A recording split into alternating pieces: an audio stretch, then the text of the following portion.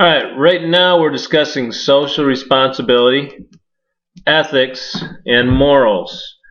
This generally relates to the principles of management, and the concepts are out of Robinson Coulter's textbook, but they're fairly universal. My name is Mike Knudstrup. I have an MBA and PhD from Florida State University, and I teach at beautiful Florida Southern College. So really, this chapter is about what is the right thing to do. What is the right thing to do? And social responsibility pertains to the right thing in terms of organizations. How responsible are organizations to the greater good, greater society? Ethics, what is the right thing to do in terms of a group? Ethics are guidelines and rules for behavior in terms of a group's functioning. Morals are an individual's beliefs and predispositions about right and wrong. We'll start off talking about social responsibility here. Different perspectives on social responsibility, obviously. And one of those is the classical view to social responsibility. That is, management's only social responsibility is to maximize profits. All right. So perhaps the most famous, or one of the most famous advocates of the classical view, was a man named Milton Friedman. And he said anything you do above and beyond that just adds to the cost of the business.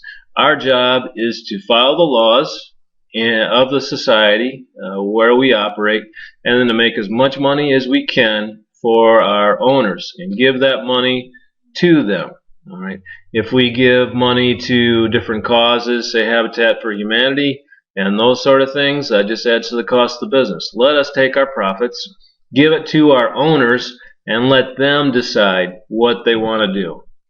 In contrast, the socioeconomic view says that firms have a moral responsibility to the larger society.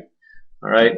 So firms are part of a community. They don't exist as an island unto themselves, and therefore they have a responsibility to give back. And in a second, I'll give you a few reasons for and against a greater responsibility for organizations. All right, so some arguments for and against.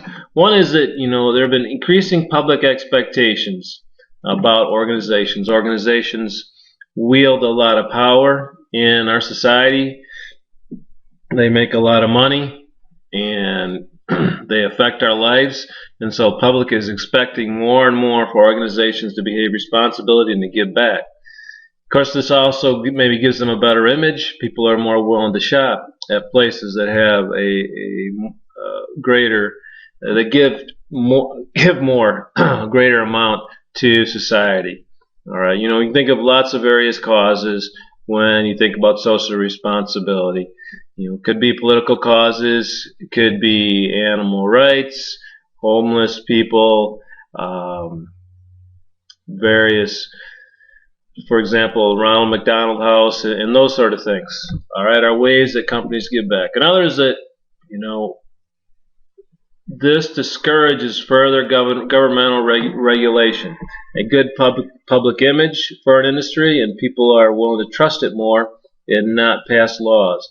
If even one business in an industry starts behaving badly and doesn't uphold its end of what we might say as the social contract, the implied contract between them and the community, then government tends to step in and make more laws. All right, in America, the Sarbanes-Oxley law, for example, put a lot of requirements on organizations in terms of accounting, because of some of the difficulties that we've had, like with Enron and that sort of thing.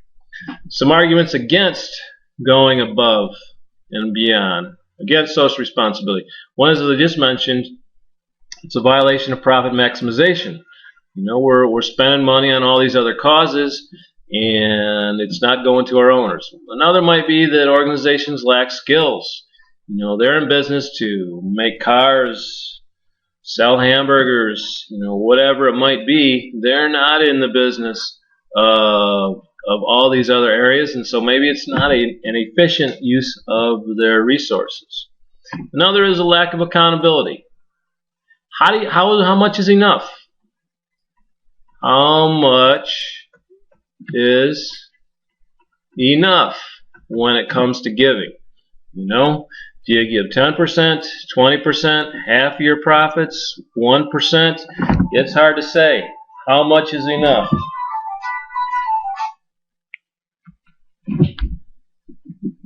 When it comes to social responsibility. And so that lack of accountability, leads to really difficulties in analyzing how well companies are. So a lot of it is a public relations battle. If you do social responsibility causes, you definitely want to let people know about it, which many companies do. When you enter their store, you'll see plaques, for example, showing who they donated to and how much. All right. So social responsibility, that's about an organization's social responsibility to greater society. Ethics, in contrast, is guidelines for conduct within a group for effective group functioning. And a couple different ethical views are a utilitarian view, all right, whereby we make decisions based on the greatest good for the greatest number. Another way of saying that is the ends, the ends, get my pen right here, the ends justify the means to get there. All right. The rights view, in contrast, is there are minimum baseline rights that we will respect, okay? And we are not going to violate anybody's rights below a certain point. Let's take an example. Let's say you have the idea, you're a pharmaceutical company, you have the idea for a pharmaceutical drug that might save 1 million lives, all right? So this could be a game changer in the fight against cancer. The problem, however, is that in your drug trials where you're going to test this drug, 100 people will probably die, all right? So the potential to save 1 million, but 100 people will be lost, their lives lost. So which might advocate which in this? Utilitarian view might advocate for or against, or the rights view? Well, possibly the utilitarian view, or most likely the utilitarian view would say, well, the ends of saving this many people justify the means to get there. All right, this is the greater good here, 1 million saved versus 100 lost. That's easy math there. There's a huge gain there. Whereas a rights view would say, well, you need to find some other way. A person's life is one of those rights that we're just not willing to compromise, and that you need to find some other way to test it.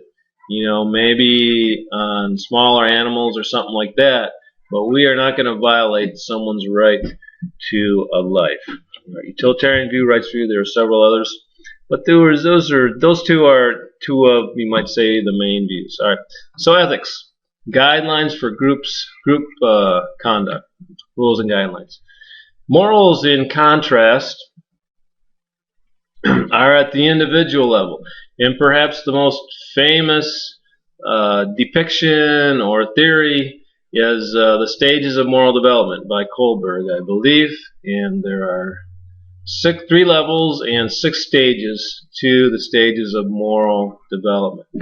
Basically, as you get older, the idea is that you would progress through these, and your moral sensibilities would develop to a greater and greater extent as you get older. First, starting out as a young person, you might be at the pre-conventional level of moral development, and that's sticking to rules just to avoid physical punishment.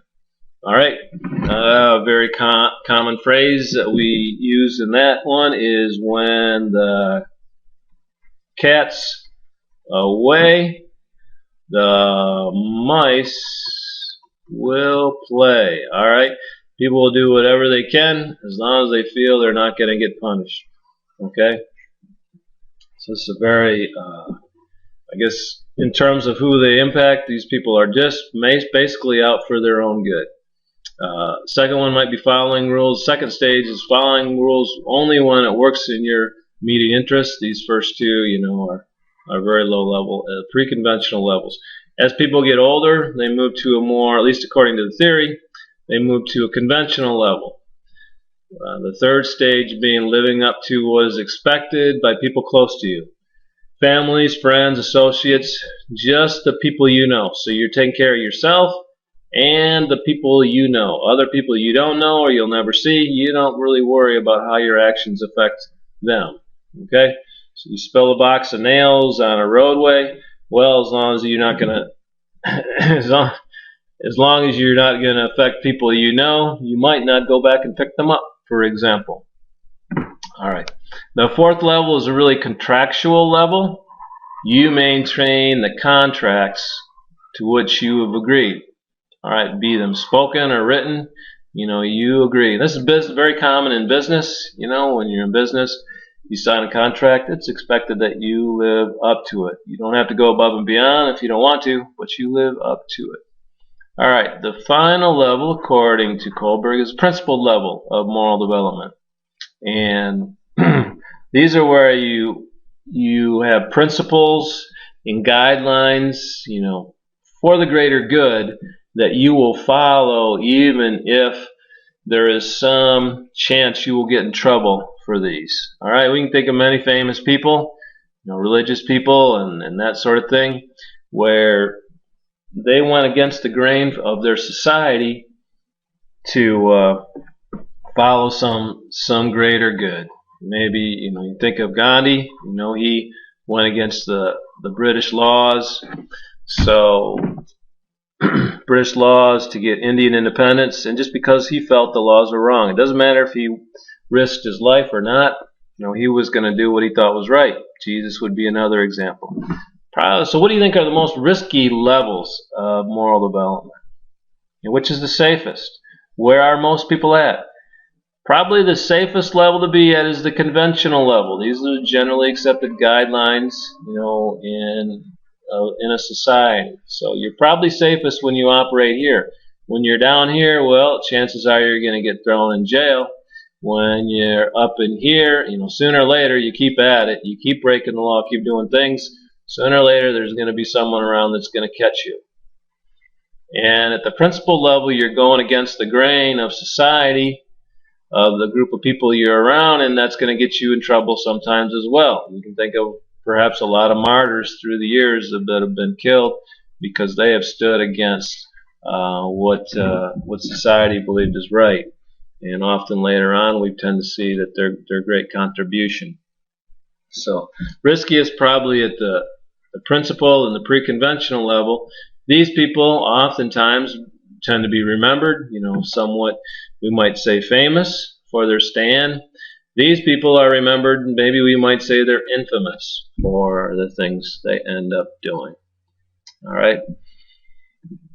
So that's the difference between social responsibility, ethics, and moral development. Moral development is at the individual level. Maybe we might also want to talk a little bit about the fact that ethics are not the same, or ethical guidelines are not the same in every culture. Not every group shares the same ethical laws. And in America, American corporations are held to American laws wherever they do business.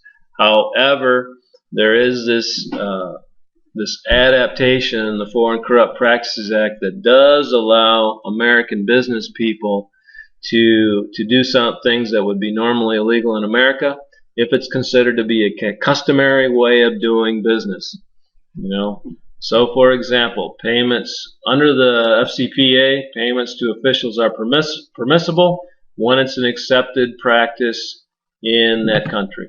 Say for example, you got a shipment of goods coming through customs, all right, in a country.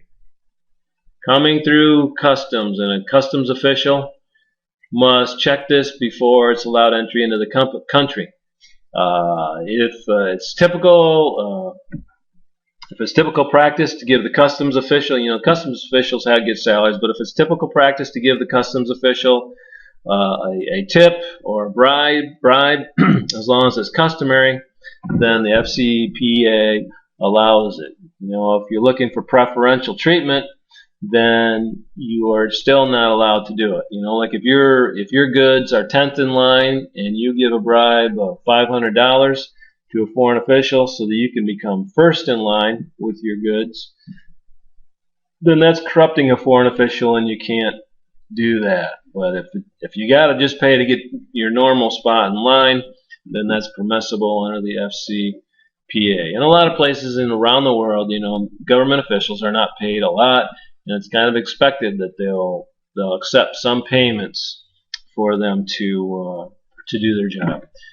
Kind of for further inquiry here, you might want to check out something that's really interesting. It's called the Corruptions Perception Index at Transparency International, www.transparency.org. But it ranks about 180 countries on the perceptions of the amount of corruption in that country. So they put together about 5 to 7 different surveys to come up with what's known as the Corruptions Perception Index.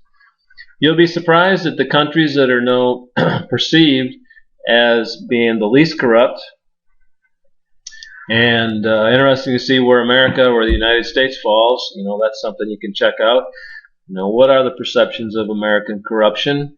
What are the most corrupt countries in the world? But Transparency International puts together the CPI, the Corruption Perceptions Index, and you can find it. You got to hunt around a little bit, but you can find it at www.transparency.org. All right, so just a little review quiz. What's the difference between social responsibility, ethics, and morals? All right, social responsibility, this relates to organizations and their responsibility to the greater good. Ethics are rules and guidelines for group conduct, and morals are an individual's beliefs and actions about right and wrong. And that closes out this segment on social responsibility, ethics, and morals.